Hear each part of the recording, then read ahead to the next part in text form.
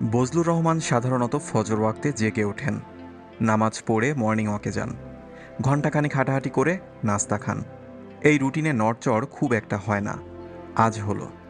গত রাতে বলতে গেলে ঘুম একেবারেই হয়নি। শেষ রাতের দিকে চোখ একটু ধরে এসেছিল। অমনি বিশ্রী বিশ্রী স্বপ্ন দেখতে শুরু করলেন। স্বপ্নে একটা ধবধবে সাদা রঙের তেলাপোকা এসে তাকে ইংরেজিতে বলল, how are you mister Bazlur Rahman. তিনি বাংলায় বললেন, যা ভাগ। তেলাপোকা বিস্মিত হয়ে বলল, এবার হিন্দিতে, ক্যা তুম আংরেজি নেহি জানতে। আতঙ্কেই বজলুর রহমানের ঘুম ভেঙে গেল। রাতটা বিছানায় বসে বসেই কাটিয়ে দিলেন। এখন সকাল 9টা। তিনি নাস্তা খেতে খাবার ঘরে এসেছেন। তার মাথা ভার ভার হয়ে আছে, চোখ জ্বালা করছে। তিনি লক্ষ্য করলেন রুটি গলা দিয়ে নামছে না, গলা শুকিয়ে কাঠ হয়ে আছে। এক টুকরা রুটি মুখে নিয়ে অনেকক্ষণ চিবানোর পর পানি দিয়ে গিলে ফেলতে হচ্ছে। এক রাত ঘুম না হওয়ার এত সমস্যা। তিনি বিরক্ত মুখে ডাকলেন, মনোয়ারা। কি? যদি খুব কষ্ট না হয় তাহলে কাছে এসে একটু শুনে যাও। মনোয়ারা দ্রুত উঠে এলেন। কুণ্ঠিত গলায় বললেন, কাঁচা আমের আচার বানাচ্ছি, দুলারি কদিন থেকে বলছে। কি জন্য ডেকেছ? বজলুর রহমান স্ত্রীকে কি জন্যে ডেকেছেন মনে করতে পারলেন না, তবে স্ত্রীর দিকে তাকিয়ে বিস্মিত হলেন। কারণ তাকে দেখে মনে হচ্ছে তার রাতের ঘুমের কোনো অসুবিধা হয়নি। গতরাতে কি ঘটেছে না ঘটেছে তাও বোধহয় মনে নেই। তিনি তার স্ত্রীকে জিজ্ঞাসা করলেন, রাতে ঘুম হয়েছিল?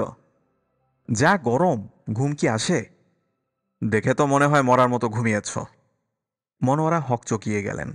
মনে হচ্ছে মরার মতো ঘুমিয়ে তিনি অপরাধ করেছেন।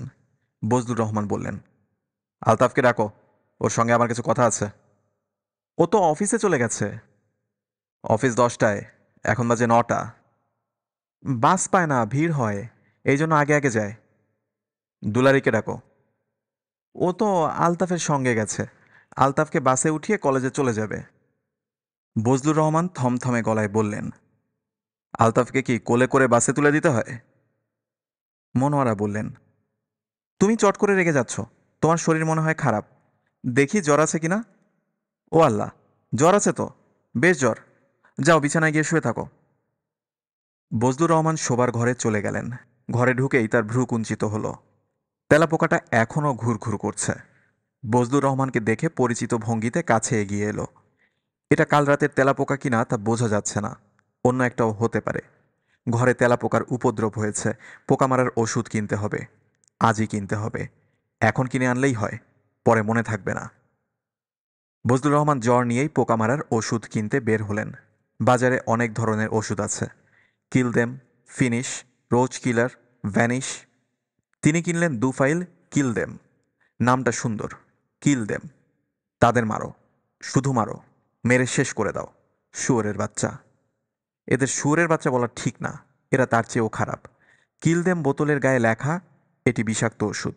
স্প্রে করার সময় হাতে গ্লাভস পরে নেবেন। রাতের বেলায় ঘরের কোনায়, কমোডে, বেসিনে, ভাড়ার ঘরে ছড়িয়ে দেবেন। পরপর 3 রাত ওষুধ দেবেন। 15 দিন বিরতির পর আবার ওষুধ দেবেন। ওষুধের তেজ কেমন পরীক্ষা করার জন্য বজলুর রহমান দিনের বেলাতেই ওষুধ স্প্রে করলেন, গ্লাভস ছাড়াই করলেন। তিনি গ্লাভস কিনতে ভুলে গিয়েছিলেন। কিলদেম ওষুধ হিসেবে মন্দ না। পোকাটার গায়ে স্প্রে করার সঙ্গে সঙ্গে কাজ হলো। পোকাটা একবার ওড়ার চেষ্টা করেই চিত হয়ে পড়ে গেল। কয়েকবার সুর নেড়েই স্থির হয়ে গেল। বজলুর রহমান হৃষ্টচিত্তে বললেন, শুয়োর কা বাচ্চা। বলেই মরা পোকাটার গায়ে আরও কয়েকবার কিলদেম স্প্রে করে দিলেন। তার মনে হিংস্র এক ধরনের আনন্দ হলো। অনেকদিন এ ধরনের আনন্দ পাননি। প্রচণ্ড আনন্দের জন্যই ঘাম দিয়ে তার জ্বর চলে গেল। ক্ষুধা বোধ হলো। দুলারি কলেজ থেকে ফিরতেই মনোয়ারা তাকে আড়ালে ডেকে নিয়ে ফিসফিস করে বললেন, তোর বাবার সঙ্গে কিন্তু খুব সাবধানে কথা বলবি, খুব সাবধান। দুলারি ভীত গলায় বলল, বাবার কি হয়েছে? বুঝতে পারছি না, মনে হয় রাতে গরমের জন্য ভালো ঘুম হয়নি। সকাল থেকে ছটফট করছে। কি যেন দোকান থেকে কিনে এনেছে, ঘরে ঘরে দিচ্ছে, বোটকা গন্ধ। জিনিসটা কি? জানি না, জিজ্ঞেস করিনি। যা মেজাজ করে রেখেছে জিজ্ঞেস করতেও ভয় লাগে। তুই তোর বাবার সঙ্গে সাবধানে কথা বলিস, না ডাকলে কাছে যাবি না। আচ্ছা। বজলুর রহমান মেয়েকে ডাকলেন না। দুলারি নিজ থেকেই কৌতূহলী হয়ে বাবার ঘরে ঢুকল। ক্ষীণ গলায় বলল, কেমন আছো বাবা? বজলুর রহমান জবাব দিলেন না, মেয়ের দিকে তাকালেনও না। দুলারি বলল, তোমার কি শরীর খারাপ? না, জ্বর ছিল, এখন নেই। দেখে কিন্তু মনে হচ্ছে শরীর খারাপ। মা বলছিল তোমার রাতে ঘুম হয়নি। ঘুম না হওয়ারই কথা, যা গরম। আমারও রাতে ঘুম হয়নি। আলতাফ, আলতাফের ঘুম হয়েছে? ঘুম নিয়ে তোর কোনো সমস্যা নেই বাবা। ভর দুপুরে ওকে যদি একটা কম্বল দিয়ে ছেড়ে দাও, ও আরাম করে নাক ডাকিয়ে ঘুমাবে। বজলুর রহমান মেয়ের কথায় তেমন মজা পেলেন না। তার মুখ আরো কঠিন হয়ে গেল। তিনি শুকনো গলায় বললেন, ওর মাথাটা কি খারাপ? দুলারি হক চকিয়ে গিয়ে বলল, মাথা খারাপ হবে কেন? কাল রাতে আমাকে বলল ও পোকাদের কথা শুনতে পায়, পোকারাও ওর কথা শোনে। এইসব হাবি যাবি। বাবা, এটা হলো ওর একটা খেয়াল। খেয়াল? হ্যাঁ, খেয়াল। ও অবশ্য বিশ্বাস করে। তুই বিশ্বাস করিস? 50-50 করি বাবা। 50-50 মানে? কিছুটা করি, কিছুটা করি না। মানুষ পোকার কথা কি করে শুনবে এটা যখন মনে হয় তখন বিশ্বাস করি না। আবার যখন দেখি ও মশাদের কামড়াতে নিষেধ করলো, অমনি মশারা কামড়ানো বন্ধ করলো, তখন কিছুটা বিশ্বাস হয়। বজলুর রহমান থমথমে গলায় বললেন, মশারা ওর কথায় কামড়ানো বন্ধ করে দেয়? সব গান্ধীবাদী মশা? দুলারি বলল, সব সময় যে কামড়ানো বন্ধ করে তা না, মাঝে মাঝে করে। বজলুর রহমান বালিশের নিচ থেকে সিগারেটের প্যাকেট বের করতে করতে বললেন, আলতাফের স্থান হওয়া উচিত ছিল পাগলা গারদে। শুধু ওর একার না, তোরও, মিয়া বিবি দুজনেরই। কোনো মানুষ যদি এক নাগাড়ে অনেকদিন পাঁঠার সঙ্গে থাকে, তাহলে তার গা থেকে পাঁঠার মতো গন্ধ বের হয়। এই নিয়ম। তোর গা থেকেও পাঁঠার মতো গন্ধ বেরোচ্ছে। এরকম করে কথা বলছো কেন বাবা? তোদের চাপকানো উচিত। তা না করে ভদ্র ভাষায় কথা বলছি। যা আমার সামনে থেকে। দুলারি কাদো কাদো গলায় বলল, আমি জানি তুমি ওকে দেখতে পারো না, আমাকেও না। আমরা তোমার সঙ্গে থাকবো না, আলাদা বাসা নেব। যা ইচ্ছা কর, এখন আমার সামনে থেকে যা। দুলারি প্রায় ছুটে বের হয়ে গেল। আলতাফ মাথা নিচু করে লেজার বইয়ে লিখে যাচ্ছে। 1:10 বাজে, টিফিন টাইম। অফিসের মূল হলঘর প্রায় ফাঁকা। সবাই ভিড় করেছে ক্যান্টিনে। গনি সাহেব আলতাফের পাশের টেবিলে বসেন। তিনি পান মুখে দিতে দিতে বললেন, করছেন কি আলতাফ সাহেব? আলতাফ হাসল। গনি সাহেব বললেন, 1টা থেকে 2টা হচ্ছে রেস্ট পিরিয়ড। রেস্ট পিরিয়ডে কাজ করলে আয়ু কমে যায়। রেস্ট পিরিয়ডে অফিসের কোনো কাজ করবেন না। যত জরুরি কাজই থাকুক, হাত গুটিয়ে বসে থাকবেন। পান খাবেন, সিগারেট খাবেন, পা নাড়বেন, খবরের কাগজ পড়বেন, কিন্তু ভুলেও কাজ করবেন না।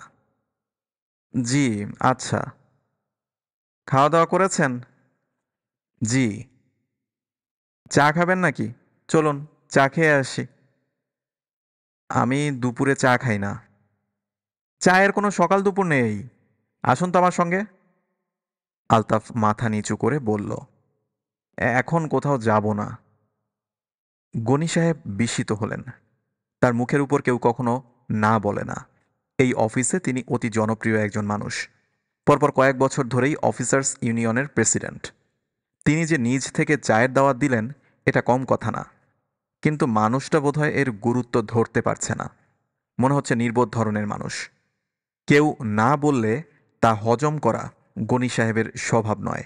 তিনি আলতাফের সামনে চেয়ার টেনে বসলেন। হাসি মুখে বললেন, অফিসের কাজকর্ম কেমন হচ্ছে? জি, ভালো হচ্ছে। অসুবিধা হলে বলবেন। জি, আচ্ছা।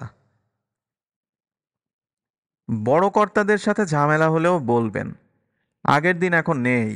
বুঝতে পারছেন? আলতাফ চুপ করে রইল।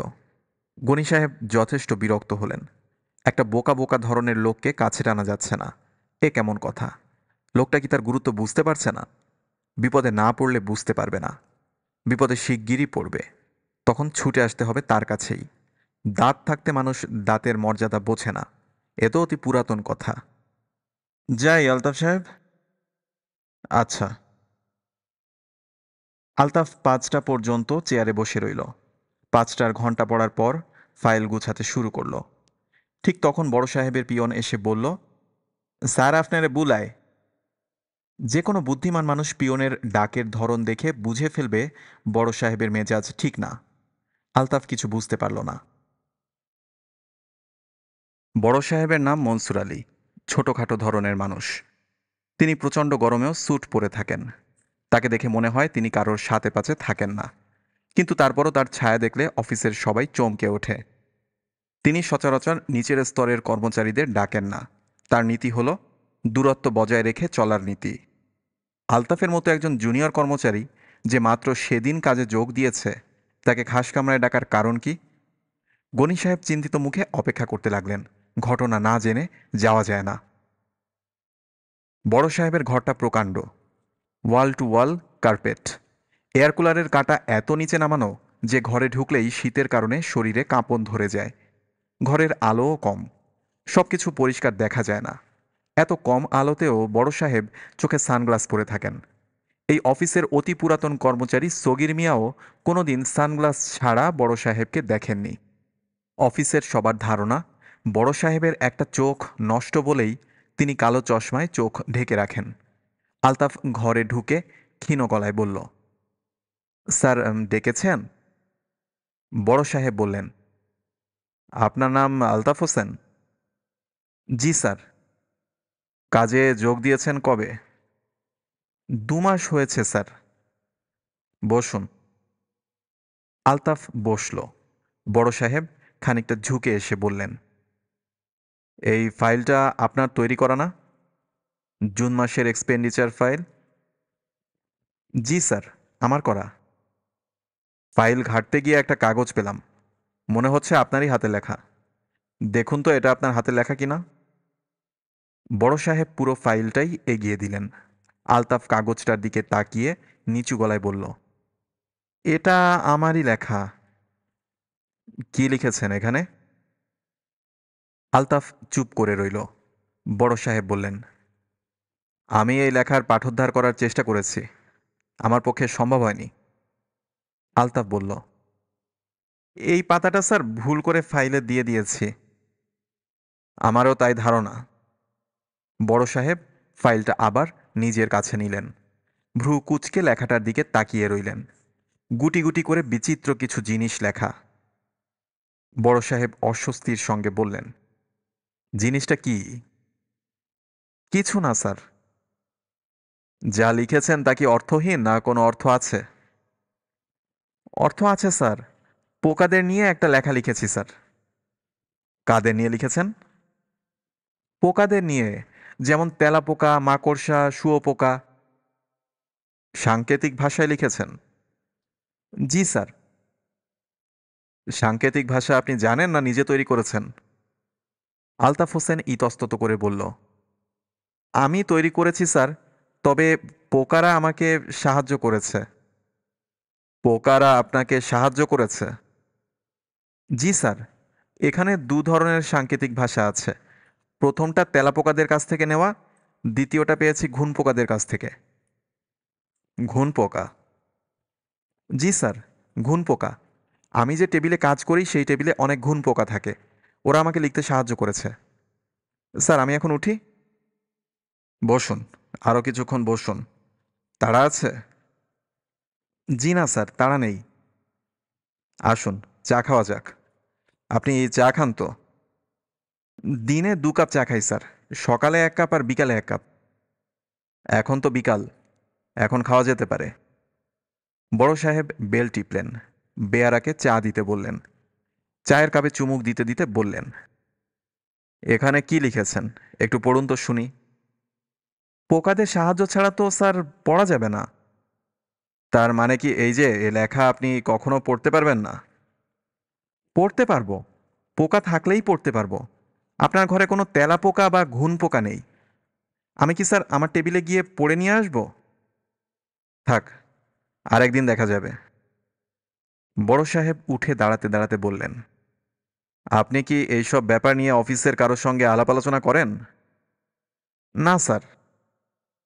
না করাই ভালো।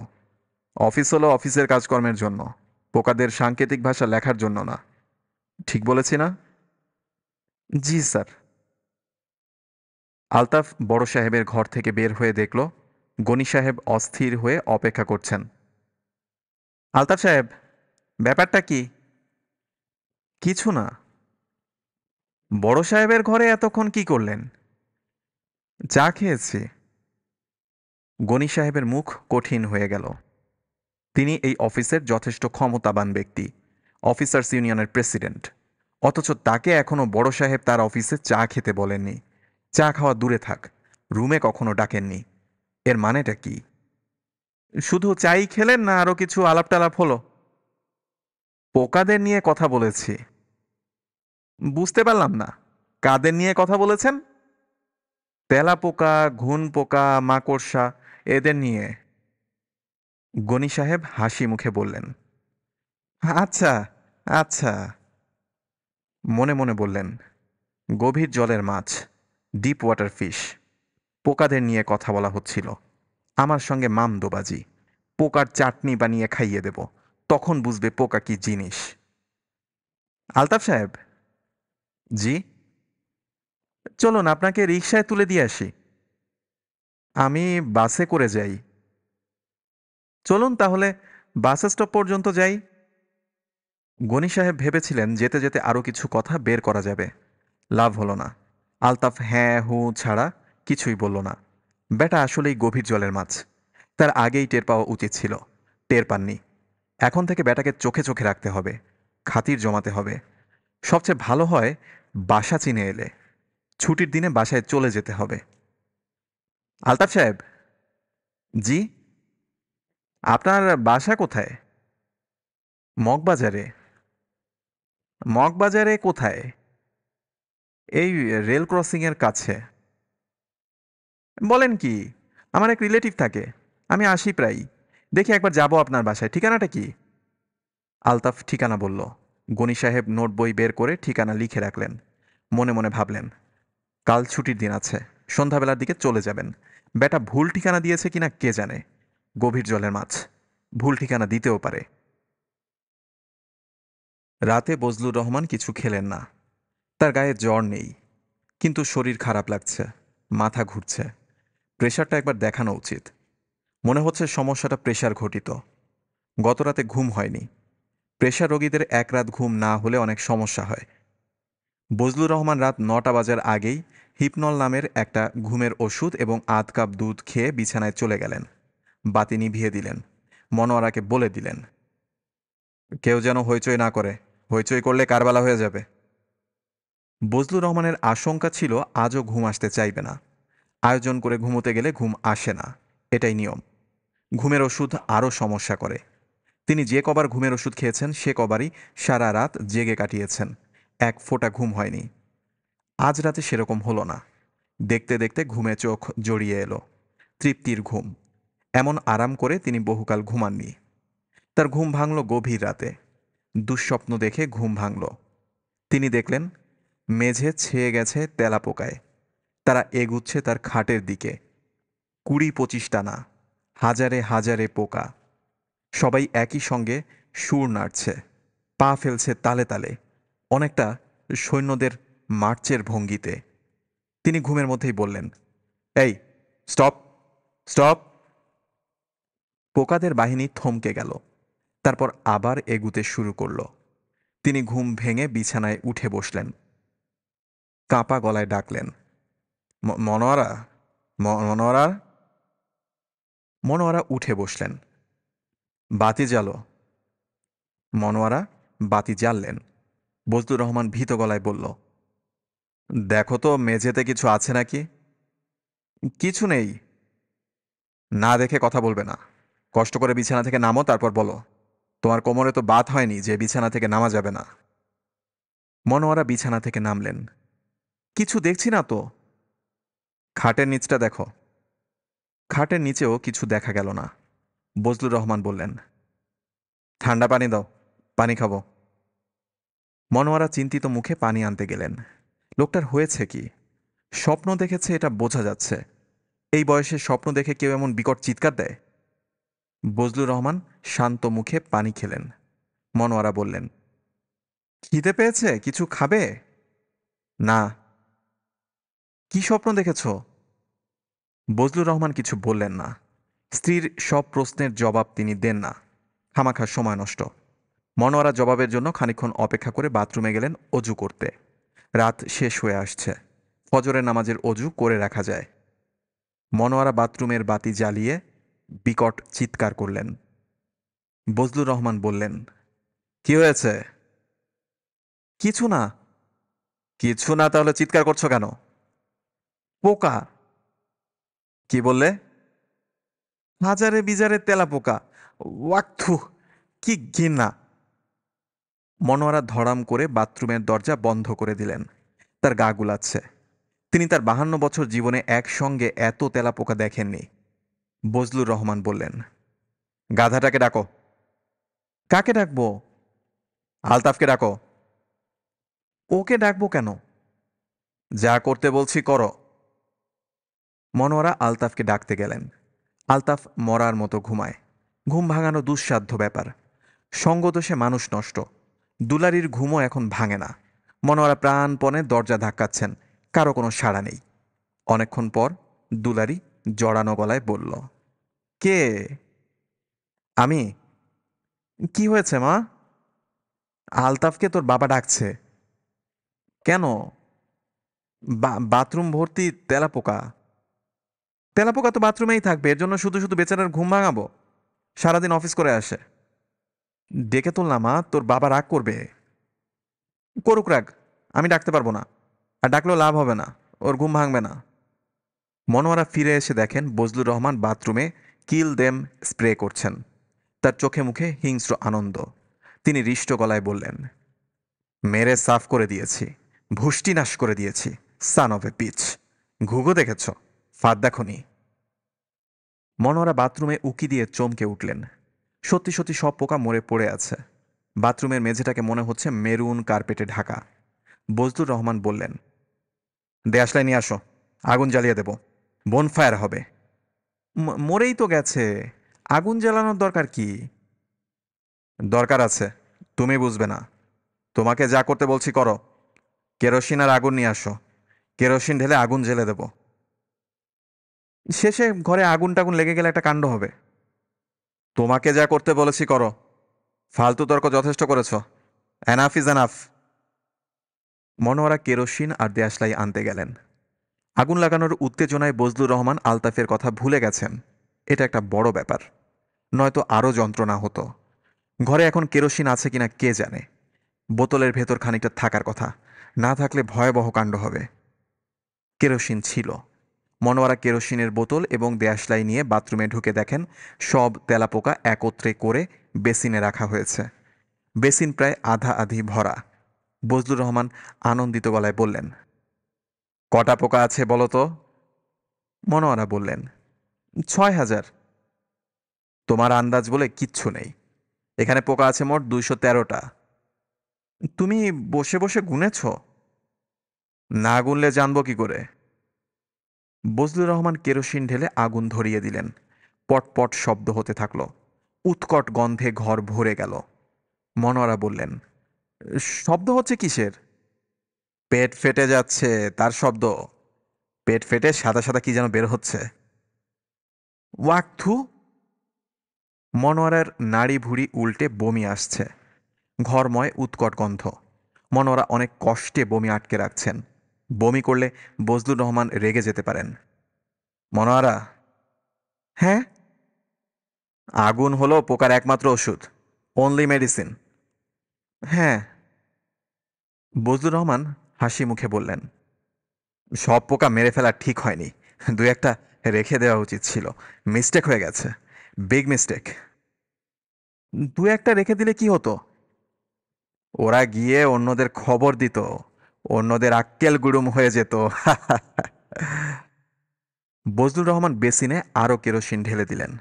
গন্ধ আরো বিকট হলো। ওয়াকথু। বজলুর রহমান বিরক্ত গলায় বললেন, কথায় কথায় ওয়াকথু বলবে না। ওয়াকথুর কি আছে? গন্ধে টিকতে পারছি না। টিকতে না পারলে চলে যাও, দাঁড়িয়ে থাকতে বলেছে কে? মনোয়ারা মেয়ের ঘরে চলে গেলেন। মেয়েকে সব জানানো দরকার। তার কিছুই ভালো লাগছে না। মানুষটা এরকম করছে কেন? দুলারি জেগেই ছিল। মনোয়ারা একবার ডাকতেই উঠে এলো। বিরক্ত গলায় বলল, কি হয়েছে মা? তোর বাবার কাণ্ড কারখানা আমার ভালো লাগছে না। কি করছে বাবা? পোকা পুড়াচ্ছে। সেটা আবার কি?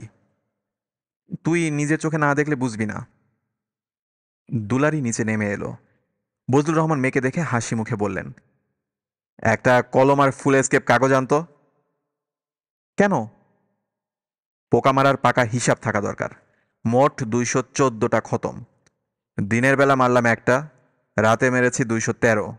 সব মিলিয়ে 214। আচ্ছা, মেরে সব সাফ করে দেব। রোজ রাতে বনফায়ার হবে। জ্বালো, জ্বালো, আগুন জ্বালো। দুলারি বাবার দিকে অবাক হয়ে তাকিয়ে রইল। আনন্দে বজলুর রহমানের চোখ ঝলমল করছে।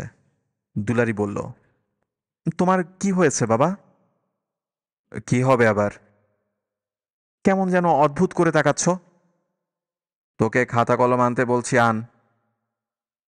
দুলারি কাগজ কলম আনতে গেল। যাবার সময় শুনল তার বাবা গুনগুন করে গানের সুর ভাবছেন। হিন্দি গানের সুর। লা লা লা, লা লা লা, লা লা লা, লা লা লা। হচ্ছেটা কি? বাবা কি পুরোপুরি পাগল হয়ে গেছেন? দুপুরে লাঞ্চ ব্রেকের সময় মনসুর আলী তার বেয়ারাকে বললেন, আলতাফ সাহেবকে আসতে বলো। বেয়ারা হন্তদন্ত হয়ে ছুটে গেল। আলতাফের কাছে গিয়ে অন্য দিনের মতো তাচ্ছিল্যের ভঙ্গি করল না। চোখ বড় বড় করে বলল, বড় সাহেব আপনারে ডাকে, এখন চলেন, এখন। আলতাফ টিফিন বক্স খুলেছে।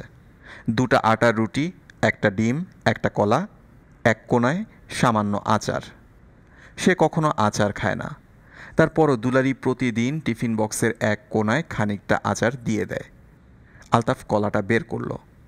ফল সবার শেষে খাওয়া উচিত, সে সবার আগে খায়। ধীরে ধীরে কলার খোসা ছাড়াতে তার ভালো লাগে। আলতাফ কলার খোসা ছাড়াচ্ছে। বেয়ারা বিরক্ত হয়ে বলল, বড় সাহেব ডাকতেছেন তো?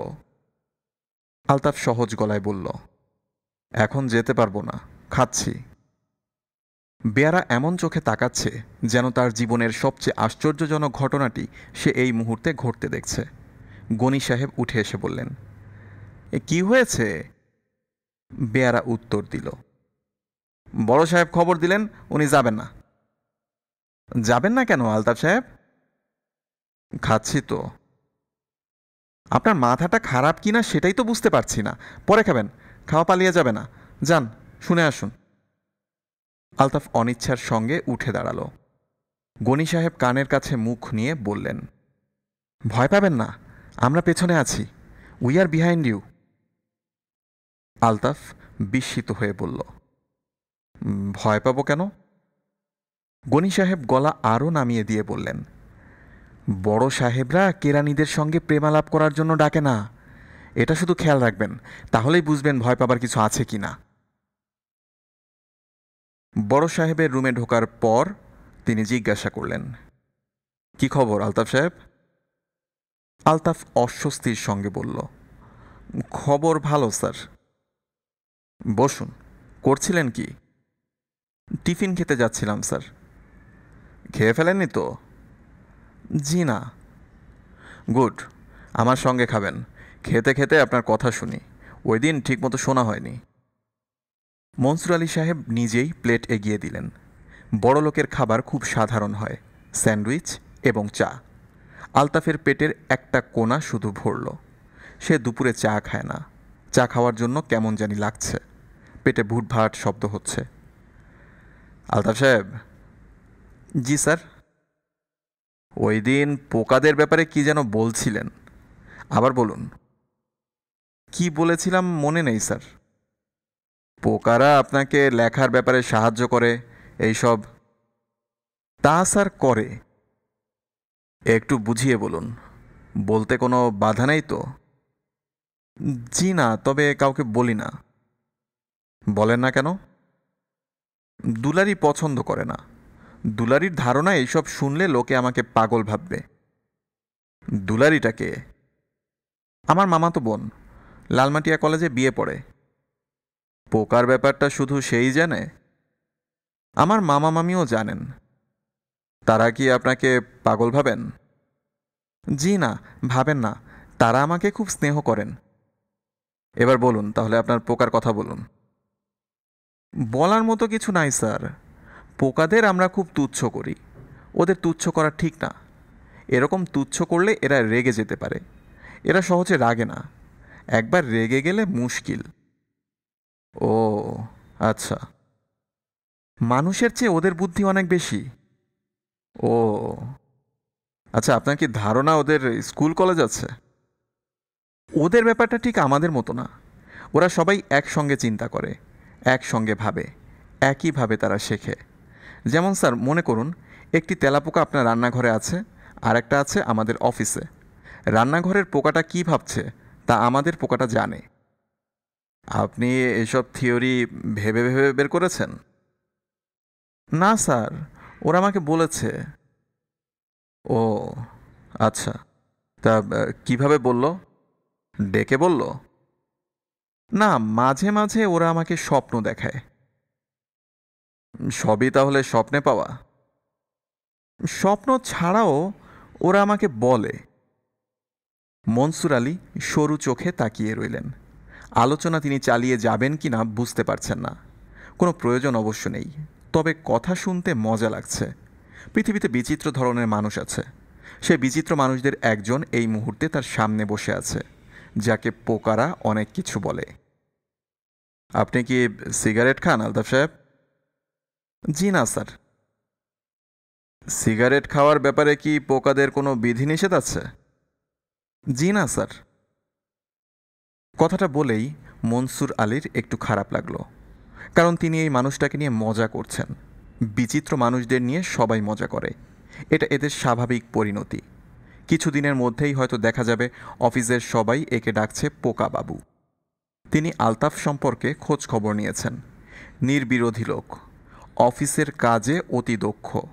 কাজকর্ম ফেলে রেখে যদি এই লোকটি পোকা পোকা করত তাহলে ভিন্ন কথা ছিল। তা তো করছে না। পোকা হলো লোকটার পাস টাইম। আলতাফ সাহেব। জি স্যার। আপনার এই পোকার ব্যাপারটা কতদিনের, অর্থাৎ কতদিন থেকে আপনি পোকাদের ব্যাপারগুলো বুঝতে পারছেন? অনেক দিনের ব্যাপার স্যার, খুব ছোটবেলার। বলুন তো শুনি। আমি স্যার বলতে পারবো না। বলতে কি কোনো নিষেধ আছে? নিষেধ নেই, কিন্তু বলতে ইচ্ছা করে না। এটা স্যার আমি দুলারিকেও বলি নাই। দুলারি নামের আপনার মামাতো বোনকে আপনি সব কিছুই বলেন? জি স্যার, বলি। হঠাৎ হঠাৎ গভীর রাত্রে আমার ঘুম ভেঙে যায়, তখন বলতে ইচ্ছা করে। শেষ পর্যন্ত বলা হয় না। আমার মনে হয় পোকারাই বাধা দেয়। ওরা তো আমাদের নিয়ন্ত্রণ করে, আমরা বুঝতে পারি না। পোকারা আমাদের নিয়ন্ত্রণ করে? জি স্যার, করে। এই যে আপনি এত ক্যান্ডিডেট থাকতে আমাকে চাকরি দিয়েছেন, পোকাদের কারণে দিয়েছেন। পোকারা আপনাকে বাধ্য করেছে। বোর্ডের মেম্বাররা আমাকে চাকরি দিতে চায়নি, আপনি জোর করে দিয়েছেন। আপনার তাই ধারণা? ধারণা না স্যার, এটাই সত্যি। এই যে আপনি কালো চশমা পরে থাকেন, পোকারা সেটা করেছে। বুঝতে পারলাম না। আপনার ঘর ভর্তি ছোট ছোট পোকা। আপনি যাতে এদের দেখতে না পারেন, এই জন্য পোকারা আপনাকে কালো চশমা পরিয়ে রাখে। আপনি মনে করছেন আপনি নিজের ইচ্ছায় কালো চশমা পরছেন, আসলে তা না। এইগুলি পোকারা আপনাকে বলেছে? জি না স্যার, এইগুলি আমার অনুমান। মনসুর আলী গম্ভীর গলায় বললেন। আচ্ছা, যান, কাজ করুন। অনেক গল্প করা হলো। আলতাফ নিজের চেয়ারে ফিরে আসা মাত্র গনি সাহেব ছুটে এলেন। গলার স্বর নামিয়ে প্রায় ফিসফিস করে বললেন, সমস্যাটা কি? কোনো সমস্যা নেই। স্যার কি নিয়ে আলাপ করলেন? পোকা নিয়ে। গনি সাহেব মনে মনে বললেন, হারামজাদা, আমার সঙ্গে রসিকতা। আমি তোর পাছা দিয়ে পোকা ঢুকাই দেব, বাঘের ঘরে ঘোগের বাসা। এমনিতে অবশ্য সহজ গলায় বললেন, আচ্ছা আচ্ছা আচ্ছা, পোকা নিয়ে কথা বলা খুব ভালো, বলুন, কথা বলুন। মনসুর আলী বেলা ৩টার দিকে চোখ থেকে কালো চশমা খুললেন। তার চোখ জ্বালা করতে লাগলো। আলো তার একেবারেই সহ্য হয় না। বেয়ারাকে বললেন জানালার পর্দা সরিয়ে দিতে। পর্দা সরানোর পরেও ঘরে তেমন আলো হলো না, কারণ জানালা বন্ধ এবং জানালার কাঁচে নীল রং করা। জানালা খুলতে হলে এয়ার কুলার বন্ধ করতে হয়। মনসুর আলী এয়ার কুলার বন্ধ করে জানালা খুলতে বললেন। জানালা খোলা খুব সহজ ব্যাপার হলো না। দীর্ঘদিন বন্ধ থাকায় সব জং ধরে গেছে। মিস্ত্রি ডাকিয়ে জানালা খুলতে হলো। মনসুর আলী তার রিভলভিং চেয়ারে বসে দেখলেন সারি সারি পোকা তার টেবিলের পা বেয়ে উপরের দিকে উঠছে। তার প্রথমে মনে হলো পিঁপড়া। এরা বর্ষার সময় ডিম নিয়ে শুকনো আশ্রয়ের খোঁজে যায়। ভালো করে লক্ষ্য করে দেখলেন পিঁপড়া না, অন্য কোনো পোকা, লালচে রং, 10টা করে পা। শুধু যে টেবিলেই পোকা তা না, মেঝেতে পোকা, দেয়ালে পোকা। দেয়ালের পোকাগুলির রং সাদা, দেয়ালের রঙের সঙ্গে মিশে আছে। খুব ভালো করে লক্ষ্য না করলে বোঝাই যায় না। মেঝেতেও পোকা, এদের রং আবার নীলচে।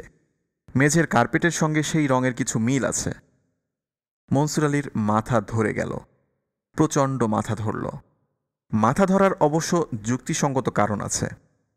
অনেকদিন পর চোখে কড়া আলো এসে লেগেছে। নিয়মের ব্যতিক্রম করে মনসুর আলী আজ অফিস ছুটি হওয়ার 1 ঘন্টা আগেই বাড়ি চলে গেলেন।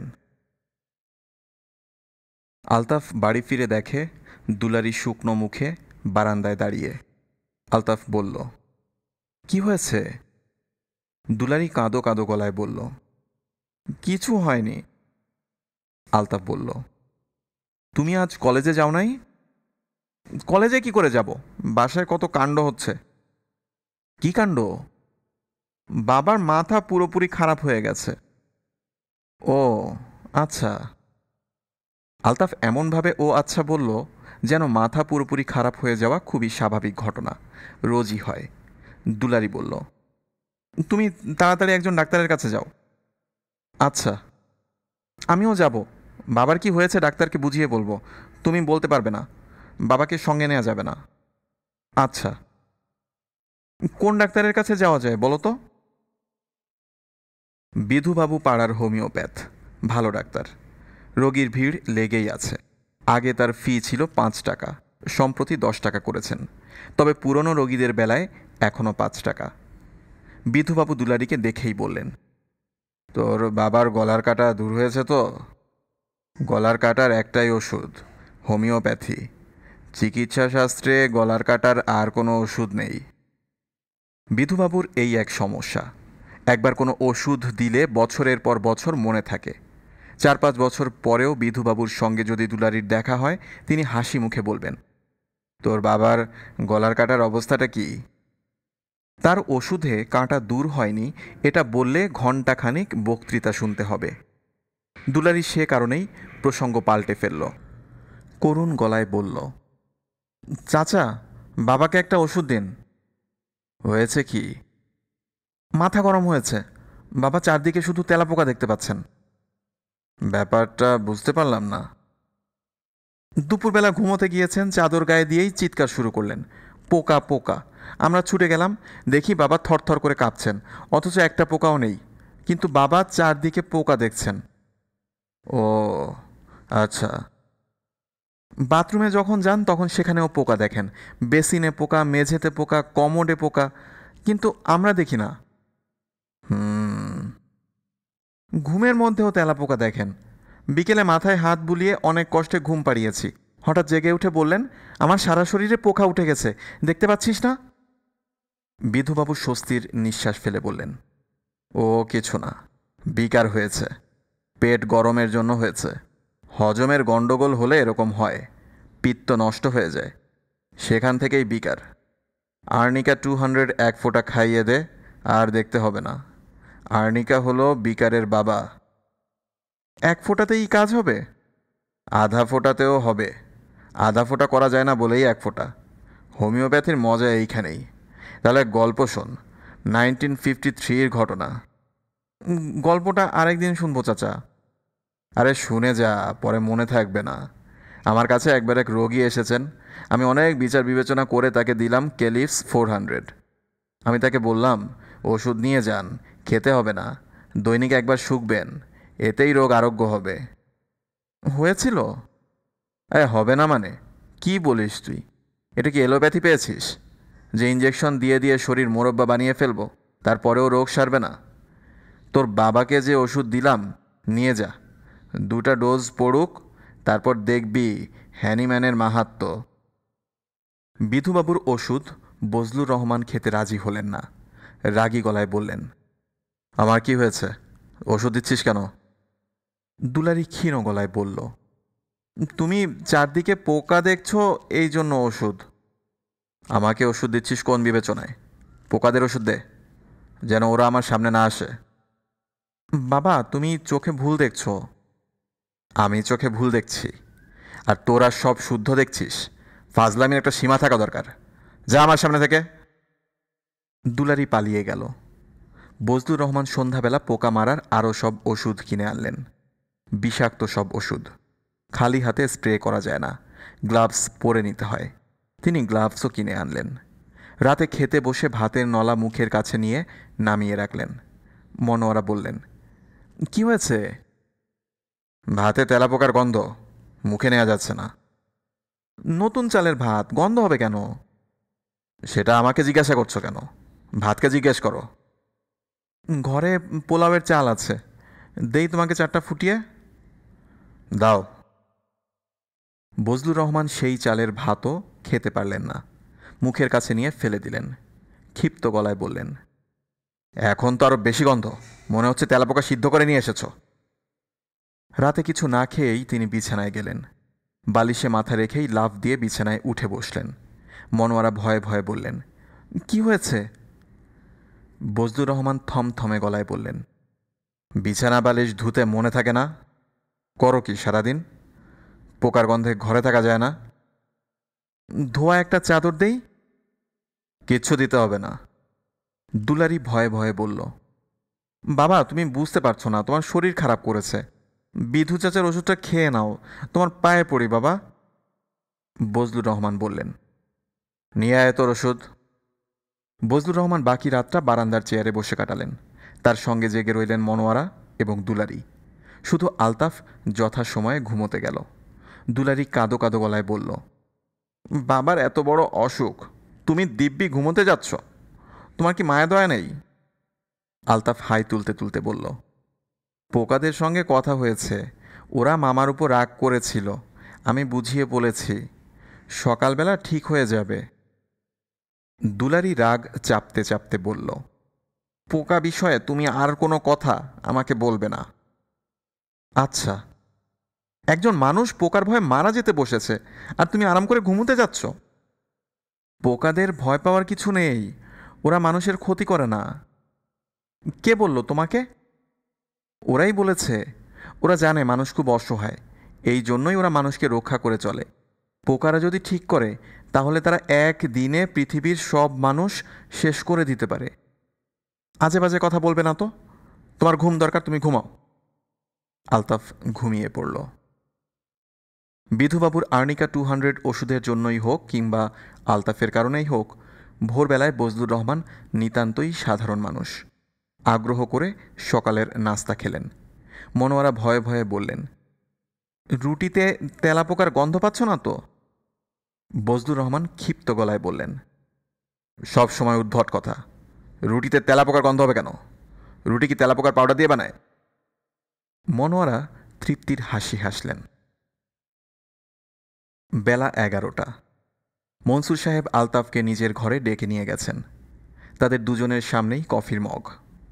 আলতাফ কফিতে একটা চুমুক দিয়েই মগ নামিয়ে রেখেছে। সে কিছুতেই ভেবে পাচ্ছে না এমন কুৎসিত জিনিস মানুষ কি করে খায়। মনসুর সাহেবের ঘর অন্ধকার, চোখে কালো চশমা। গতকাল কিছু সময় চশমা ছাড়া ছিলেন, এতেই মাথা যন্ত্রণা শুরু হয়েছে। এখনও তার রেশ আছে। অফিসের কাজে মন বসছে না বলেই আলতাফকে ডেকে এনেছেন। লোকটিকে তার যথেষ্ট ইন্টারেস্টিং মনে হয়েছে। কথা বলে আরাম পাওয়া যায়। লোকটি এতে প্রশ্রয় পেয়ে যাচ্ছে কিনা কে জানে। এদের প্রশ্রয় দেওয়া ঠিক না। প্রশ্রয় পেলেই মানুষ ঘাড়ে উঠে যেতে চেষ্টা করে। মনসুর সাহেব ঠিক করে রেখেছেন আজই শেষ দিন, আর কোনো গল্পগুজব হবে না।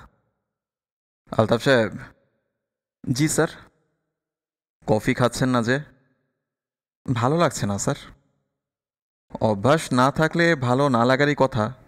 আপনি কি ধূমপান করেন? জি না। ধূমপানও অভ্যাসের ব্যাপার। অভ্যাস না থাকলে সিগারেটের ধোঁয়ায় দম বন্ধ হয়ে আসবে। আবার যারা অভ্যস্ত তারা পাগল হয়ে থাকে এই ধোঁয়াটার জন্য। জি স্যার। মনসুর সাহেব সিগারেট ধরিয়ে তার রিভলভিং চেয়ারে হেলান দিলেন। খানিকটা ইতস্তত করে বললেন, পোকাদের ভাষায় যে কাগজে কিছু লেখা লিখেছিলেন সেটার বিষয়বস্তু সম্পর্কে বলুন। মনসুর সাহেব ড্রয়ার থেকে কাগজটা বের করলেন। আলতাফ কাগজটা হাতে নিল, নিচু গলায় বলল, স্যার আমি তো ওদের সাহায্য ছাড়া পারবো না। ওদের সাহায্য নিয়েই করুন। তাহলে আমার নিজের টেবিলে চলে যাই। যান, লাঞ্চ টাইমে আসবেন, তখন দেখব। আলতাফ উঠে দাঁড়ালো। মনসুর সাহেব গম্ভীর গলায় বললেন, পোকা প্রসঙ্গে এটাই হবে আপনার সঙ্গে আমার শেষ বৈঠক। জি আচ্ছা স্যার। আপনার টেবিলে একটা ফাইল পাঠিয়েছি সকালবেলায়, পেয়েছেন? পেয়েছি স্যার। ফাইলটা খুব জরুরি। আপনি কাজকর্ম সাবধানে করেন বলে আপনাকে পাঠানো হলো। ফাইলে নোট দেওয়া আছে, সেই নোট দেখে কাজ শেষ করবেন। আজ বাসায় যাওয়ার সময় ফাইলটা নিয়ে যাব। জি আচ্ছা। মনসুর সাহেব বিরক্ত বোধ করছেন। বিরক্তিটা নিজের উপর। সামান্য বিষয় নিয়ে তিনি মাথা ঘামাচ্ছেন। সামান্য বিষয় নিয়ে মাথা ঘামানো তার চারিত্রিক বৈশিষ্ট্য নয়। তিনি চোখ থেকে কালো চশমা খুললেন। চোখ জ্বালা করতে লাগলো। টেবিলের পায়ে সারি সারি পোকা দেখা যাচ্ছে। অথচ কাল বেয়ারাকে বলে দিয়েছেন সারা ঘরে যেন খুব ভালো করে অ্যারোসল স্প্রে করে দেয়। অ্যারোসল কিনে আনার টাকাও দিয়েছেন। আসলে এই ঘরটাই স্যাঁতস্যাঁতে। ট্রপিক্যাল দেশের একটা ভেজা ঘরে পোকা থাকবেই। ঘরের কার্পেট রোদে দেওয়া দরকার। আজ দেওয়া যেত। আকাশ মেঘলা হয়ে আছে, বৃষ্টি নামতে পারে। তাকে অপেক্ষা করতে হবে রোদের জন্য, কড়া রোদের জন্য। কড়া রোদ উঠলেই এই ঘরের যাবতীয় আসবাব তিনি ছাদে নিয়ে যাবেন। শুধু অফিসের আসবাব না, নিজের বাড়ির আসবাবও। বাড়িতেও একই অবস্থা। গতকালই প্রথম লক্ষ্য করলেন। তিনি আলো সহ্য করতে পারেন না, কাজেই বাড়িও অন্ধকার করে রাখেন। চোখের সমস্যাটা দীর্ঘদিন ধরে বিব্রত করছে। দেশের এবং বিদেশের অনেক ডাক্তারই দেখিয়েছেন। সর্বশেষ যিনি দেখেছেন তার নাম প্রফেসর জেনিংস, আমেরিকান ডাক্তার। তিনি এক পর্যায়ে বললেন, তোমার চোখে কোনো ত্রুটি নেই, সমস্যাটা মানসিক। তুমি একজন মানসিক রোগের ডাক্তারের সঙ্গে কথা বলো। মনসুর সাহেব ডাক্তারের কথায় রেগে গিয়েছিলেন। আমেরিকান ডাক্তারদের এই এক সমস্যা, যখন কিছু ধরতে পারে না তখন বলে বসে সমস্যাটা মানসিক। সেই মানসিক রোগের ডাক্তারও তিনি দেখিয়েছিলেন। তিনিও কিছু ধরতে পারেননি। ধরতে পারার কথা নয়। তার জীবনে বড় কোনো দুর্ঘটনা কিংবা বড় কোনো আঘাতের ঘটনা ঘটেনি। প্রথম যৌবনে স্ত্রীর মৃত্যু হয়েছে, সে তো অনেকেরই হয়। তিনি আর বিয়ে করেননি। চোখের সমস্যা তখনই দেখা দিতে শুরু করে। মনসুর সাহেবের চোখ জ্বালা করছে। অনেকক্ষণ হলো তার চোখে চশমা নেই। চোখ জ্বালা করারই কথা।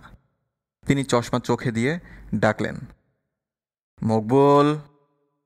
তার ব্যক্তিগত বেয়ারা মকবুল ছুটে এলো। কাল ঘরে অ্যারোসল দিয়েছিলে? একটা পুরা বোতল দিছি স্যার। কাছে আসো তো। মকবুল ভয়ে ভয়ে কাছে এগিয়ে এলো। মনসুর সাহেব সহজ গলায় বললেন, টেবিলের গায়ে এই যে পোকা, এদের দেখতে পাচ্ছ? পাচ্ছি স্যার। কি পোকা এগুলো জানো? জানি না স্যার। একটা পরিষ্কার বোতল জোগাড় করো, বোতলে কয়েকটা পোকা ভরো। জি আচ্ছা স্যার। মকবুল বোতল আনতে ছুটে গেল। মনসুর সাহেব টেলিফোন হাতে তুলে নিলেন। ঢাকা বিশ্ববিদ্যালয়ের প্রাণীবিদ্যা বিভাগে টেলিফোন করবেন। ডক্টর ওসমান সেখানে আছেন। বিলেতে তার সঙ্গে পরিচয় হয়েছিল, ভালো পরিচয়। বিদেশের অন্তরঙ্গতা দেশে এলে থাকে না, তাদের রয়ে গেছে। মাঝে মাঝে তাদের কথা হয়। মনসুর সাহেব ঠিক করলেন ওসমানকে জিজ্ঞেস করবেন এই পোকাগুলির নাম কি। এতে কি কোনো লাভ হবে? আপাতত তিনি কোনো লাভ দেখতে পাচ্ছেন না। জানার জন্যই জানা। মকবুল খালি বোতল নিয়ে এসেছে। বোতলে পোকা ভরার চেষ্টা করছে। ফাঁকে ফাঁকে বড় সাহেবের দিকে তাকাচ্ছে। মনসুর সাহেব খুব বিরক্তি বোধ করছেন। গনি সাহেব লক্ষ্য করলেন আলতাফ চোখ বন্ধ করে আছে। দীর্ঘ সময় চোখ বন্ধ করে থাকে, তারপর চোখ খোলে। কাগজে কী সব যেন লেখে, আবার চোখ বন্ধ করে ফেলে। গনি সাহেব এগিয়ে গেলেন। কি করছেন আলতাফ সাহেব? আলতাফ চোখ মেলে শান্ত গলায় বলল, এখন যান। করছেনটা কি? একটা জরুরি কাজ করছি। আমি তো দেখছি চোখ বন্ধ করে আছেন, মাঝে মাঝে বিড়বিড় করছেন। প্লিজ এখন বিরক্ত করবেন না। এমন কি কাজ যে চোখ বন্ধ করে থাকতে হয়? চোখ বন্ধ করে একটা কাজই ভালো করে করা যায়, তার নাম ঘুম। গনি সাহেব, দয়া করে আমাকে বিরক্ত করবেন না। আচ্ছা ভাই, আচ্ছা, আর বিরক্ত করব না। আপনি বড় সাহেবের পেয়ারের লোক, বিরক্ত করে শেষে কোন ঝামেলায় পড়ি। শেষে দেখা যাবে চাকরিই খতম, নো জব, ছেলে মেয়ে নিয়ে না খেয়ে থাকতে হবে। আলতাফ কিছু বলল না, চোখ বন্ধ করে ফেলল। তাকে পোকাদের সাহায্য নিয়ে লেখাটা শেষ করতে হচ্ছে। তারা তেমন সাহায্য করে না, একটা শব্দ বলে আবার সেটা দিয়ে অন্য শব্দ বলে। আলতাফ লিখেছে, হে মানব সম্প্রদায়, তোমাদের জন্য আছে অন্ধকার ভবিষ্যৎ, কারণ তোমরা অন্ধকারের জীব। তোমাদের সৃষ্টি হয়েছিল অন্ধকারের জন্য, তোমরা সেখানেই ফিরে যাবে। ফিরে যেতে হবে শুরুতে। একই লেখা আবার অন্যভাবে লিখতে হয়েছে, কারণ পোকারা কিছু কিছু শব্দ বদলে দিয়েছে। আলতাফ আবার লিখল, অভিবাদন মানব সম্প্রদায়, তোমাদের জন্য আছে মঙ্গলময় অন্ধকার, কারণ তোমাদের মঙ্গল অন্ধকারে। মঙ্গলের জন্যই তোমাদের সৃষ্টি। তোমরা সৃষ্টিতে ফিরে যাবে, এক বিন্দুতেই আদি ও অন্ত। এ নিয়ে মোট 4টা অনুবাদ তৈরি হলো। আলতাফ এই 4টার মধ্যে কোনটা রাখবে বুঝতে পারছে না। পোকারা বলছে কোনোটা ফেলা যাবে না, প্রতিটিই সত্য। সত্য এক ও অভিন্ন নয়, সত্যের অনেক ছবি, প্রতিটি ছবি আলাদা আলাদা সত্য। ডক্টর ওসমান বোতলে ভর্তি পোকাগুলোর দিকে তাকিয়ে আছেন। মনসুর সাহেব বললেন, এদের নাম কি? ডক্টর ওসমান হাসি মুখে বললেন, এদের নাম হলো পোকা, ইনসেক্ট। কি পোকা? বৈজ্ঞানিক নাম চাও না সাধারণ নাম হলেই চলবে? সাধারণ নাম জানলেই হবে। এরা এক ধরনের উই পোকা। উই পোকার অনেক ভ্যারাইটি আছে, এটা হলো বিশেষ এক ভ্যারাইটি। এরা সাধারণত মৃত জীবজন্তুর গায়ে ঘুরে বেড়ায়। দেখতে পিঁপড়ার মতো হলেও পিঁপড়াদের সঙ্গে তাদের খানিকটা প্রভেদ আছে। পিঁপড়ারা মৃত জীবজন্তু খেয়ে ফেলে, এরা খায় না, শুধু ঘুরে বেড়ায়। কেন? কেন তা তো জানি না, ওদের জিজ্ঞেস করা হয়নি। ডক্টর ওসমান শরীর দুলিয়ে হাসতে লাগলেন। মনসুর সাহেব বন্ধুর হাসিতে যোগ দিতে পারলেন না। রসিকতা কখনোই তাকে আকর্ষণ করে না। হাসি থামিয়ে ওসমান সাহেব বললেন, মনসুর, হঠাৎ পোকা নিয়ে মেতেছ কেন? পোকা তো তোমার বিষয় না। মানুষের বিষয় তো বদলায়। তোমার কি বদলেছে? বুঝতে পারছি না। আচ্ছা, আর একটা কথা, পোকাদের কি বোধ শক্তি আছে? মানে চিন্তা বা কল্পনা করার ক্ষমতা আছে? বোধ, চিন্তা, কল্পনা এইসব উচ্চমার্গের বিষয়ের জন্য দরকার মস্তিষ্ক, ঘিলু। তা পোকাদের নেই বললেই হয়। ওরা বেঁচে থাকে ইনস্টিংক্টের উপর। ওদের চালিকা শক্তি ইনস্টিংক্ট, মস্তিষ্ক নয়। ঘিলুর পরিমাণ বেশি থাকলেই বোধ, চিন্তা এবং কল্পনা এসব বেশি থাকবে। অবশ্যই। গরু এবং গাধার মাথায় তো অনেকখানি মগজ থাকে, অন্তত মুরগির চেয়ে বেশি থাকে। কিন্তু গরুর বোধ বা বুদ্ধি কোনোটাই মুরগির চেয়ে তো বেশি না। ডক্টর ওসমান কিছুক্ষণ স্থির চোখে তাকিয়ে থেকে বললেন, তোমার মূল সমস্যাটা বলো, তারপর যুক্তিতর্কে যাওয়া যাবে। সমস্যা কিছু না। কিছু না বললে তো হবে না, কিছু একটা তো আছেই। What is that? মনসুর সাহেব সিগারেট ধরাতে ধরাতে বললেন, আমাদের অফিসের একজন কর্মচারী, তার ধারণা সে পোকাদের সঙ্গে কমিউনিকেট করতে পারে। পোকারা তার সঙ্গে কথা বলে। ওসমান সাহেব মোটেই চমকালেন না, স্বাভাবিক গলায় বললেন, পৃথিবীতে অনেক লোক আছে যারা জিন, পরী এগুলো বিশ্বাস করে। এদের সঙ্গে তারা কথা বলে।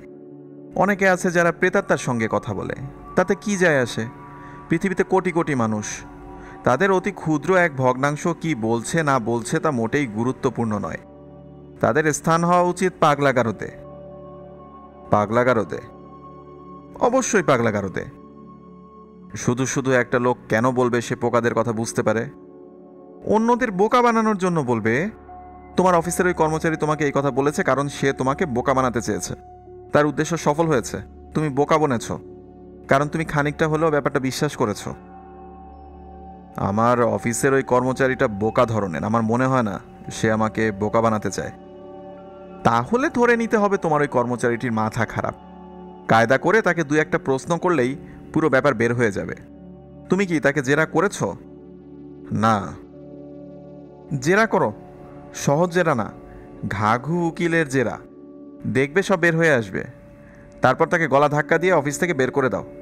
এ জাতীয় লোক প্রতিষ্ঠানের জন্য ক্ষতিকর। মনসুর সাহেব চুপ করে রইলেন। ওসমান সাহেব বললেন, তোমার হয়ে আমি তাকে প্রশ্ন করতে পারি। করব? বেশ তো, করো। এখনই চলো আমার সঙ্গে। যাবে?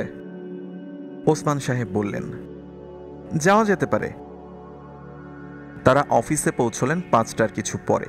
আলতাফকে পাওয়া গেল না। সে ঠিক 5টায় অফিস থেকে বের হয়ে গেছে। ওসমান সাহেব বললেন, লোকটার বাসায় যাওয়া যায়, সেটাই ভালো হবে। বাসার ঠিকানা জানা আছে? মনসুর সাহেব বললেন, ঠিকানা বের করা কোনো সমস্যা না। তুমি কি সত্যি যাবে? হ্যাঁ, যাব। চলো যাই। যদিও আমার এখন মনে হচ্ছে আমরা খানিকটা বাড়াবাড়ি করছি। ওসমান সাহেব কিছু বললেন না। তার মুখের বিরক্ত ভাব আরও স্পষ্ট হলো। তিনি কোনো রকম আগ্রহ বোধ করলেন না, তবে তা মনসুর সাহেবকে জানাতেও চান না। ক্ষমতাবান বন্ধুদের সামান্য আগ্রহকেও বড় করে দেখতে হয়, এটাই নিয়ম। একটা লোক পোকার সঙ্গে কথা বলে, ব্যাপারটাই হাস্যকর। হাস্যকর জেনেও তিনি প্রশ্রয় দিচ্ছেন, কারণ মনসুরকে প্রশ্রয় দিতে হয়, সবাই দেবে। সমাজ এটা ঠিক করে দিয়েছে। অনেকক্ষণ ধরে দরজার কড়া নড়ছে। সন্ধ্যাবেলা কেউ এলে বজলুর রহমান অত্যন্ত বিরক্ত হন। বেকুব লোকজন বেছে বেছে সন্ধ্যাবেলা মানুষের বাসায় আসে। এদের কানে ধরে ঠাস করে মাথায় একটা বাড়ি দেওয়া উচিত। সভ্য সমাজে বাস করে এই কাজ করা সম্ভব না। বজলুর রহমান দরজা খুললেন। দুজন লোক দাঁড়িয়ে। একজনের চোখে আবার সন্ধ্যাবেলাতেই কালো চশমা। কালো চশমাধারী লোকটাই বজলুর রহমান সাহেবকে জিজ্ঞাসা করলেন, এটা কি আলতাফ সাহেবের বাসা? বজলুর রহমান বিরক্ত গলায় বললেন, এটা আলতাফের বাসা হবে কেন? এটা আমার বাসা। বাসাও না, এটা হলো বাড়ি, আমার নিজের বাড়ি। আলতাফ সাহেব কি ভাড়াটে? হ্যাঁ, ভাড়াটে বলা যায়, তবে ওর কাছ থেকে ভাড়া নেই না, আমি ওর মামা। আপনারা কে? আমরা ওনার অফিসেই আছি। কলিগ? জি, কলিগ। আলতাফ সাহেব কি বাসায় আছেন? না, নেই, কাঁচা বাজারে পাঠিয়েছি। ঘরে 2 দিন ধরে বাজার নেই। আপনারা বসুন, এসে পড়বে। আসতে কি দেরি হবে? দেরি হবার কথা না, তবে গাধা টাইপের ছেলে তো, হতেও পারে, কিছুই বলা যায় না। আমরা না হয় কিছুক্ষণ বসি। বসুন। বজলুর রহমান বসার ঘর খুলে দিলেন। ঘর অন্ধকার। বজলুর রহমান বিরক্ত গলায় বললেন, অন্ধকারে বসে থাকতে হবে, ইলেকট্রিক লাইনে গন্ডগোল হয়েছে, বাতি জ্বলে না। গাধাটাকে বলেছি একটা মিস্ত্রি ডেকে আনতে, সেটা মনে থাকে না। আপনারা বসুন, দেখি মোমটম কিছু আছে কিনা। মনসুর সাহেব বললেন, আপনাকে ব্যস্ত হতে হবে না। ব্যস্ত হচ্ছি না, ঘরে মোমবাতি আছে কিনা সেটা খোঁজা কোনো ব্যস্ততা না। আপনারা চা খাবেন? ওসমান সাহেব বললেন, অসুবিধা না হলে খেতে পারি। অসুবিধা তো হবেই, সন্ধ্যাবেলা হলো কাজকর্মের সময়, নামাজের সময়, তার উপর ঘরে নেই কাজের লোক। অসুবিধা হবে না তো কি? তাহলে থাক। থাকবে কেন? চা খেতে চেয়েছেন, খাবেন, অসুবিধা হলেও ব্যবস্থা হবে। বজলুর রহমান ঘর ছেড়ে বের হয়ে গেলেন। ওসমান সাহেব নিচু গলায় বললেন, ইন্টারেস্টিং ক্যারেক্টার। এই পরিবারের একজন সদস্য পোকার সঙ্গে কথা বলবে, এতে আশ্চর্য হবার কিছু নেই, এটাই স্বাভাবিক। মোমদানে মোমবাতি নিয়ে ঘরে ঢুকল দুলারি। মনসুর সাহেব এবং ডক্টর ওসমান দুজনই চমকে উঠলেন। অসম্ভব রূপবতী একজন তরুণী। মোমবাতি হাতে ঘরে ঢুকতেই ঘরের চেহারা পাল্টে গেল। দুলারি বলল, ও এসে পড়বে, আপনারা একটু বসুন, আমি চা দিচ্ছি। বাবা নামাজ পড়ছেন, আপনাদের কিছুক্ষণ একা একা বসতে হবে। মনসুর সাহেব বললেন, কোনো অসুবিধা নেই। দুলারি বলল, আপনারা কি ওর অফিস থেকে এসেছেন? জি। অফিসে কি কোনো ঝামেলা হয়েছে? না, কোনো ঝামেলা হয়নি। আপনার পরিচয় কি জানতে পারি? দুলারি লজ্জিত গলায় বলল, আমি ওর স্ত্রী। তারা দুজন আবারও একটা ধাক্কা খেলেন, বড় ধরনের ধাক্কা। আলতাফ টাইপের লোকদের যেন এরকম স্ত্রী মানায় না, এরকম স্ত্রী থাকা উচিতও নয়। এদের স্ত্রীরা হবে হাবাগোবা ধরনের, কালো, রোগা, মুখে মেস্তার দাগ। ঘরের কাজ সারতে সারতে যাদের নাভিশ্বাস উঠবে, যাদের কোলে সবসময় রোগা ভোগা একটা শিশু থাকবে, যার একমাত্র লক্ষ্য থাকবে মায়ের বুকের দুধের দিকে। দুলারি চা নিয়ে ঢুকল, শুধু চা। মনসুর সাহেব লক্ষ্য করলেন কাপ পরিষ্কার, পিরিচে চা জমে নেই। তার চেয়েও বড় কথা, 3টা কাপ। মেয়েটিও বোধ হয় তাদের সঙ্গে চা খাবে। এইসব পরিবারে এ ধরনের ভদ্রতা ঠিক আশা করা যায় না। এরা সচরাচর সরভাষা ঠান্ডা চা কাজের লোক দিয়ে পাঠিয়ে দেয়। একটা পিরিচে থাকে মিয়ানো টক স্বাদের কিছু বাসি চানাচুর। মনসুর সাহেব বললেন, সরি, আপনাকে কষ্ট দিলাম। দুলারি বলল, কষ্ট কিসের? কোনো কষ্ট না। বলেই খানিকটা অস্বস্তির সঙ্গে বলল, ওর অফিসে কোনো ঝামেলা হয়নি তো? মনসুর সাহেব বললেন, না, কোনো ঝামেলা হয়নি, আপনি কোনো দুশ্চিন্তা করবেন না। ওকে নিয়ে আমি খুব দুশ্চিন্তার মধ্যে থাকি। ওসমান সাহেব কৌতূহলী গলায় বললেন, দুশ্চিন্তা কেন? এমনি দুশ্চিন্তা। ওসমান সাহেব খানিকটা ঝুঁকে এসে বললেন, উনার পোকার ব্যাপারটা কি আপনি জানেন? দুলারি হকচকিয়ে গেল, নিজেকে সে চট করে সামলে নিয়ে বলল, ওই সব কিছু না। আপনার সঙ্গে এ নিয়ে আলোচনা হয় না? মাঝে মধ্যে বলে। কি বলে? দুলারি শঙ্কিত গলায় বলল, পোকা নিয়ে কি অফিসে কোনো সমস্যা হয়েছে? মনসুর সাহেব বললেন, না, কোনো সমস্যা হয়নি। উনি বলছিলেন পোকাদের সঙ্গে তার যোগাযোগ আছে। শুনে আমি কৌতূহল বোধ করছি। এরকম তো সাধারণত শোনা যায় না। ব্যাপারটা কি সত্যি? জানি না। আপনার সঙ্গে এ নিয়ে কোনো আলাপ হয় না? ও কথা টথা বিশেষ বলে না। আপনাদের বিয়ে হয়েছে কতদিন হলো? অল্প দিন। আচ্ছা, আলতাফ সাহেবের এক মামাতো বোন আছে দুলারি, সে কি এ বাড়িতে আছে? দুলারি চমকে উঠে বলল, আমার নামই দুলারি। মনসুর সাহেব অস্বস্তির সঙ্গে বললেন, আচ্ছা আচ্ছা, আলতাফ সাহেব তার মামাতো বোনের কথা আমাকে বলেছিলেন, কিন্তু তাকেই বিয়ে করেছেন তা বলেননি। ও নিজ থেকে কিছু বলবে না, জিজ্ঞেস করলে উত্তর দেবে, জিজ্ঞেস না করলে চুপ করে থাকবে। আপনি পোকাদের ব্যাপারে তাকে কিছু জিজ্ঞেস করেননি? করেছি। উনি কি বলেন? আসলেই পোকারা তার সঙ্গে কথা বলে? হ্যাঁ। আপনি তার কথা বিশ্বাস করেন? হ্যাঁ। কেন বিশ্বাস করেন? আপনি কি কোনো প্রমাণ পেয়েছেন? না। তাহলে বিশ্বাস করেন কেন? ও তো কখনো মিথ্যা কথা বলে না। আলতাফ এই পর্যায়ে বাজারের ব্যাগ হাতে ঘরে ঢুকল। মনসুর সাহেবকে দেখে সে মোটেই অবাক হলো না, যেন এটাই স্বাভাবিক। অফিসের বড় সাহেবকে সন্ধ্যাবেলা ঘরে বসে থাকতে দেখা যেন খুবই সাধারণ ঘটনা। মনসুর সাহেবই আগ বাড়িয়ে কথা বললেন, আলতাফ সাহেব, ভালো আছেন? জি স্যার। বাজার করে ফিরলেন? জি স্যার। আপনার সঙ্গে কথা বলার জন্য এসেছি। আমার বন্ধুকে সঙ্গে নিয়ে এসেছি, উনি ডক্টর ওসমান, মাস্টারি করেন। আপনি বরং হাত মুখ ধুয়ে আসুন। জি আচ্ছা স্যার। আমরা অসময়ে এসে আপনার অসুবিধা করলাম না তো? জি না। মনসুর সাহেব কৈফিয়ত দেবার মতো ভঙ্গিতে বললেন, পোকামাকড় হচ্ছে আমার বন্ধুর বিষয়। সে এই বিষয়ে বিশ্ববিদ্যালয়ে পড়ায়, তার আগ্রহেই আপনার কাছে আসা। জি আচ্ছা স্যার। যান, আপনি হাত মুখ ধুয়ে ফ্রেশ হয়ে আসুন। আলতাফ চলে গেল। আলতাফের সঙ্গে দুলারিও বের হয়ে গেল। তার অনেক কাজ, রান্না চড়াতে হবে, ঘরে মশলা নেই, মশলা পিষতে হবে, বাজারের গুঁড়া মশলা বজলুর রহমান খান না, ঘরে কাজের লোক নেই।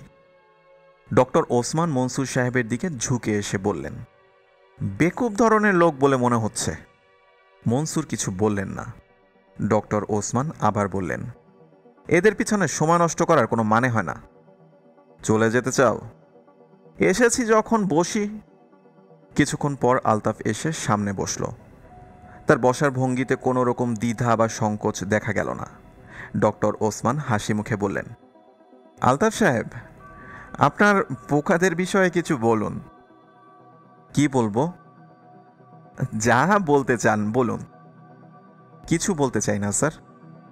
কেন, বলায় সমস্যা আছে? জি না, ইচ্ছা করে না। ওসমান সাহেবের ভ্রু কুঁচকে উঠল।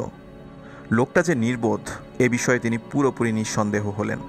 একমাত্র নির্বোধরাই অফিসের বড় সাহেবের সামনে এমন ভঙ্গিতে কথা বলার সাহস পায়। ওসমান সাহেব কঠিন গলায় বললেন, আমি শুনেছি পোকাদের সঙ্গে আপনার ভাবের আদান প্রদান হয়। আলতাফ চুপ করে রইল।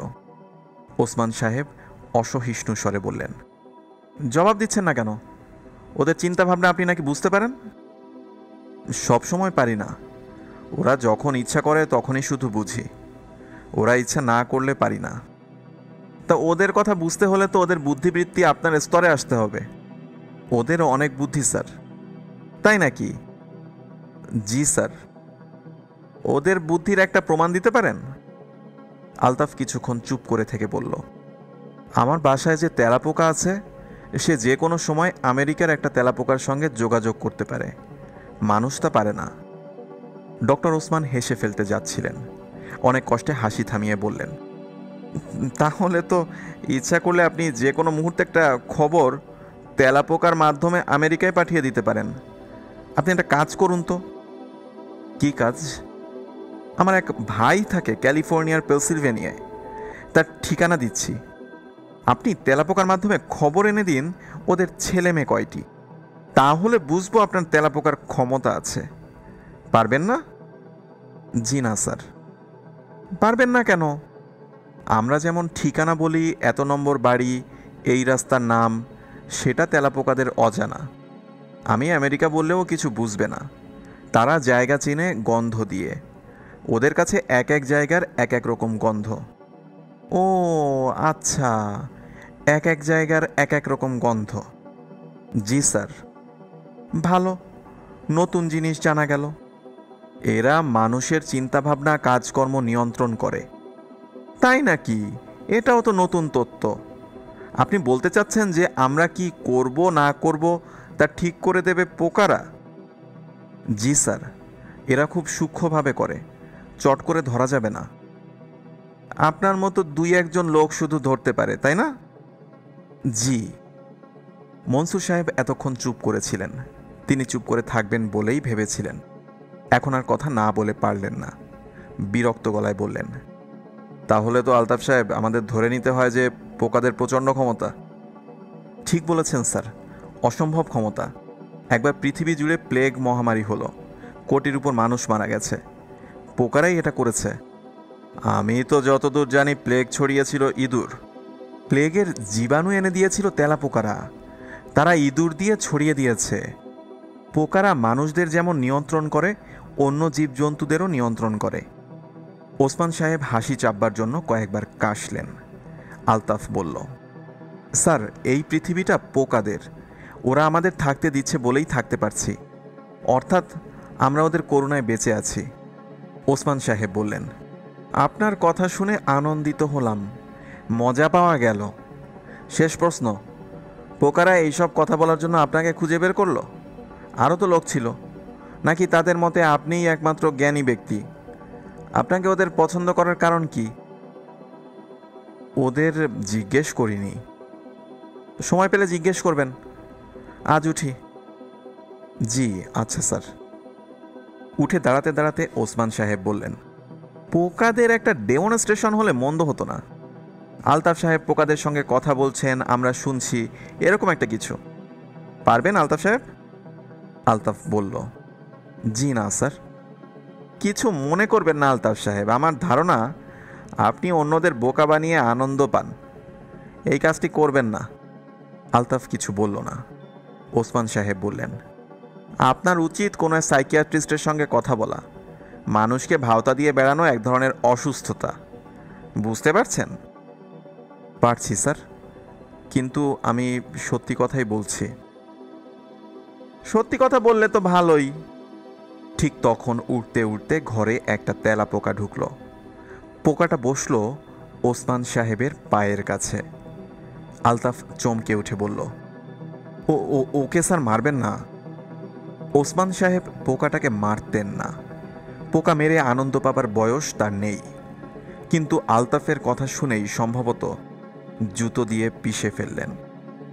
পথে নেমেই ওসমান সাহেব বললেন, মনসুর, তোমার প্রথম কাজ হচ্ছে এই মহা বেকুবকে তুমি অফিস থেকে গলা ধাক্কা দিয়ে বের করে দেবে। তোমার দ্বিতীয় কাজ হচ্ছে আমার সময় নষ্ট করার জন্য জরিমানা দেবে, বড় ধরনের জরিমানা।